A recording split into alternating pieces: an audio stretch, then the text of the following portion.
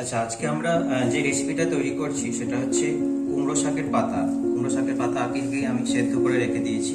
দেখুন, একেবারে মিহি করে মেখেছি কুমড়ো শাকটা, পাতাগুলো। এরপর একটা আলু কেটে সেটাকে সিদ্ধ করে মেখে রেখে দিয়েছি, মিশিয়ে দিচ্ছি আলুটা এর সাথে। এবং মুসুর ডালও আগে থেকে সিদ্ধ করা আছে, সেটাকেও এর সাথে মিশিয়ে দিচ্ছি। দিয়ে ভালো করে একটু মেখে নিচ্ছি।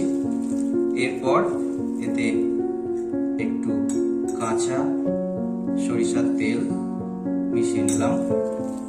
তারপর পরিমাণ মতো নুন, সেটা আপনাদেরকে বুঝতে হবে নিজেদেরকে কতটা লাগতে পারে।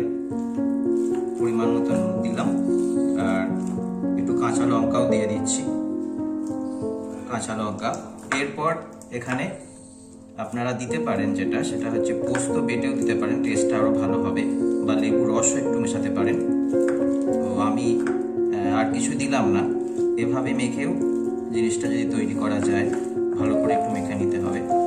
দিয়ে গরম ভাতের সঙ্গে খাওয়া যায়, খেতে বেশ ভালো লাগবে। প্রতিদিনের আমাদের যে খাওয়া দাওয়া করে থাকি আমরা, একটু মুখের স্বাদটা বদলানোর জন্য খুব সহজেই 2 মিনিটের মধ্যেই তৈরি হয়ে গেল, শুধু জিনিসগুলো যদি একটু আগে থেকে সিদ্ধ করা থাকে।